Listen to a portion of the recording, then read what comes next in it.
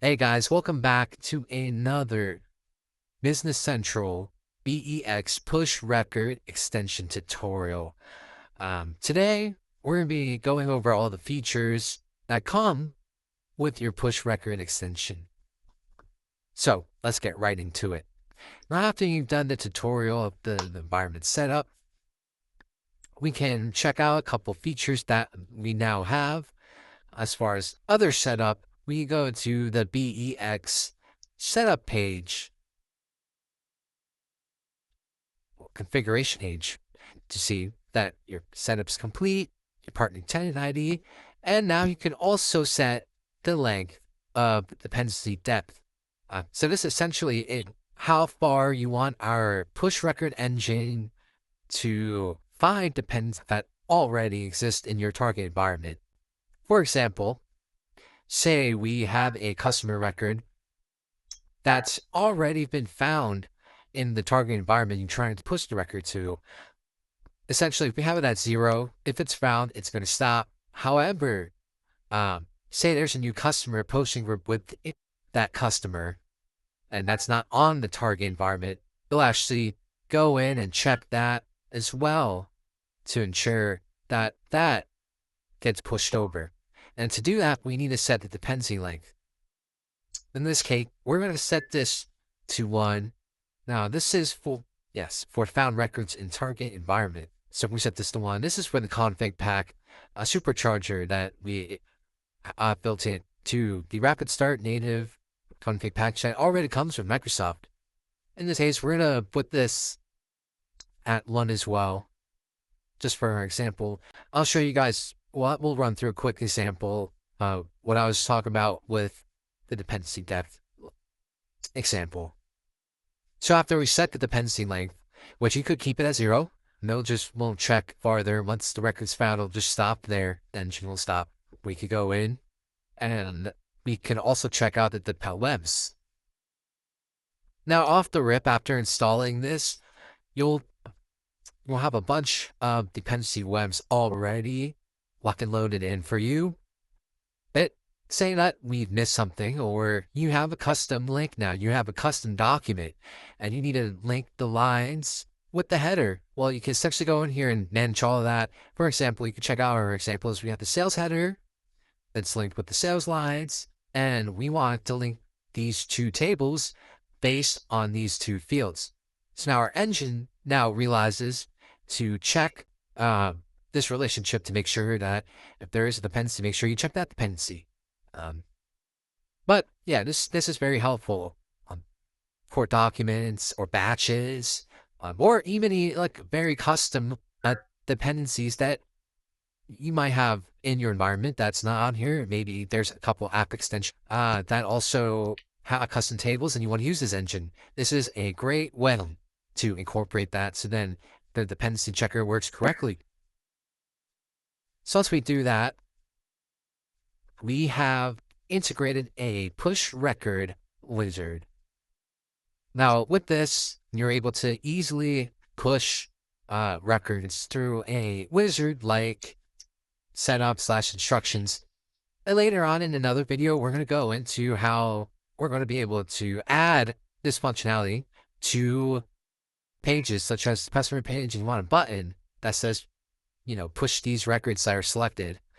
That will have to have some custom development, which we are more than happy to, but we also provide the code which you could just copy and paste into your own custom extension, deploy it, and it will show up to any page you need to have it on. So let's just get through this example quick. We're going to go in and we're going to do sales header. And since we already have that dependency in that web, if we pull in the sales header, it will pull in that line, all the lines that are associated with that sales header. Now, without that dependency web in there, it can't check it because there's really no sort of field or table relationship within the table that could tell the header to look at the lines based on this field, unfortunately. So that's why we have that kind of table in there. We're in a demo environment, so we're going to push this to dev. And we're just going to put in Cronus company. We hit next.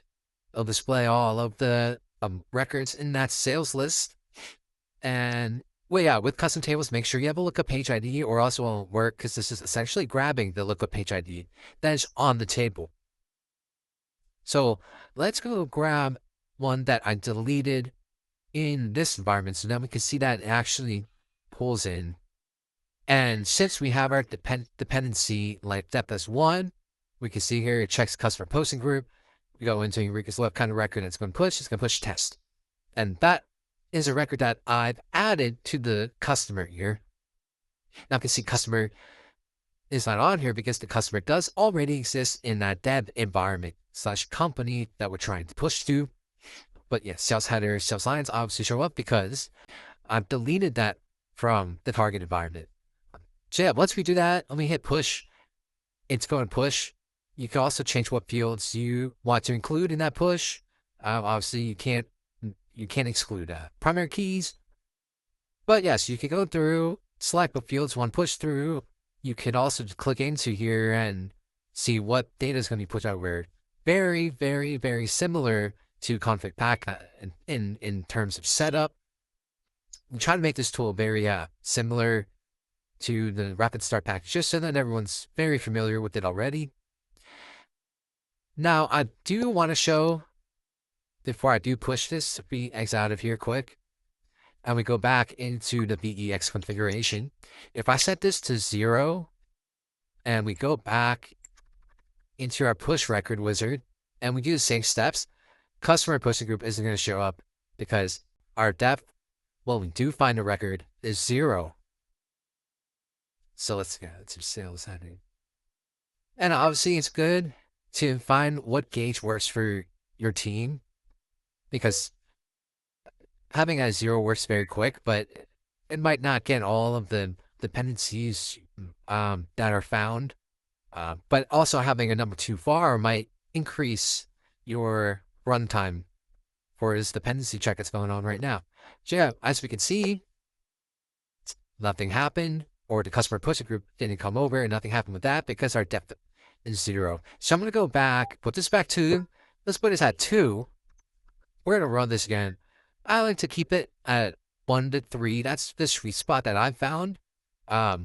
Especially doing both pushes, it definitely helps to have it at a number where you're confident you're pushing over all the dependencies you need, but not too much where it's just going to slow your runtime down.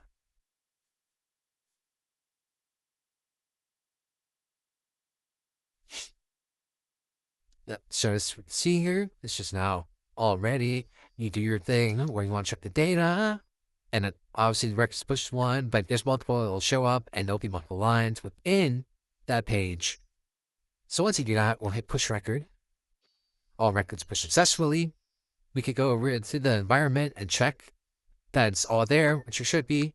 We can also check the sync log. We can see success. We can also clear the logs. Now these logs will clear out ever so often. Well, I think it's set to 30 days, typically. Just keep your tables clean in Business Central. But yeah, that's essentially how it works. One thing I did misspeak on is the sync logs. Now, the reason why it's not going to be pushed to sync logs is because with the wizard, it's automatically going to show you the error or if it succeeds. The sync log is more for if you use our expose procedure, our engine to use the push record procedure to push record, it'll show up there. And that initial record that you see in here is from our setup. So once we set up, it does push a record just to test it using the engine, and it shows up here.